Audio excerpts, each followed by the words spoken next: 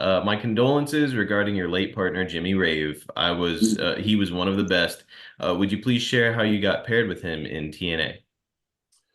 Vince Russo.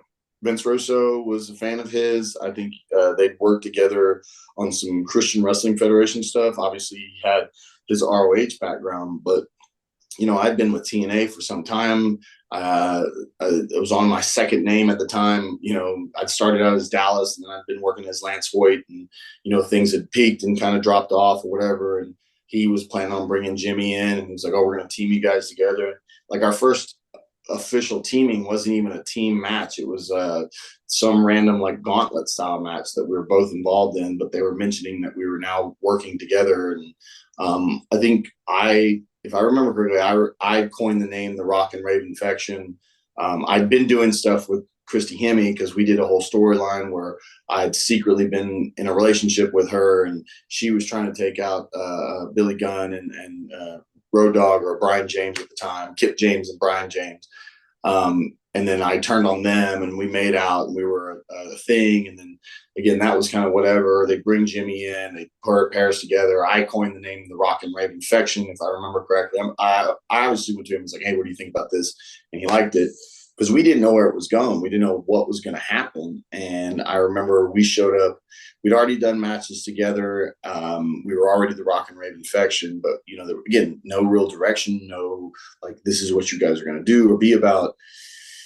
Then we showed up randomly for TV one week with no notice and we showed up in Disco Inferno, in fact, was the one who came and told us. It's like, "Hey, you guys know what you're doing tonight?" We're like, "No, what are we doing?" And he's like, "Oh, man." He goes, "So you guys know the game Guitar Hero?" And we all kind of went, yeah. And he goes, "Okay, so you guys all think you're rock stars, but you only play Guitar Hero." And we were just like, "Oh my God, they're trying to kill our freaking careers, man." But then we found out it's like we were on all three because we were taping three impacts that day. We had backstage interview stuff, we had live mic time, and then we just kind of like, "Can we do whatever we want to do?" And they're like, "Yeah, make it your own, do your thing." So like, because he'd been wearing his traditional Jimmy Rave stuff, and I'd been kind of wearing what I'd been wearing, and so we both switched to like jeans and like tank tops and bandanas and stuff like that. And then fast forward when after we knew what was going on, I donned kind of the Slash look, and he was doing like the super holy like mesh top shirt and whatnot, like the glam rock look, and then Christy, who was an actual singer, she would on purpose try to sing really bad.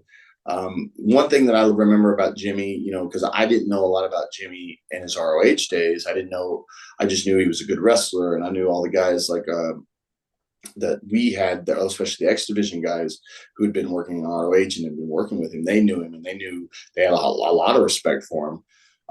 He was probably one of the smoothest guys in the ring.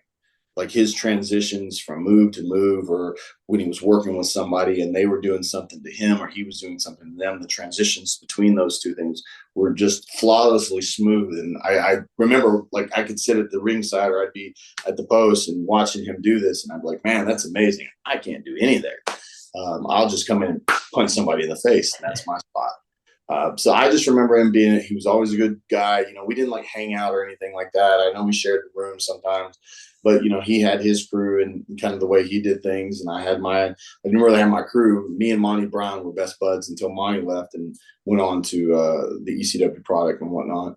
But it's one of those things, like he was a very cool dude, very, I didn't know about the demons he had that led to his ultimate passing and whatnot. Maybe he had them under control back then, because I don't remember ever seeing him in any kind of like inebriated state. So I'm hoping at that time that's the case.